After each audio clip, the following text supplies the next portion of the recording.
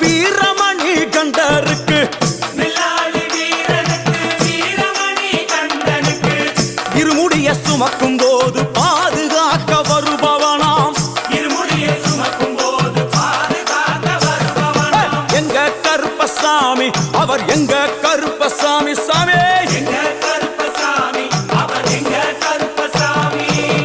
கற்பூராணி முன்னே கடவுளாக நின்றிடுவார்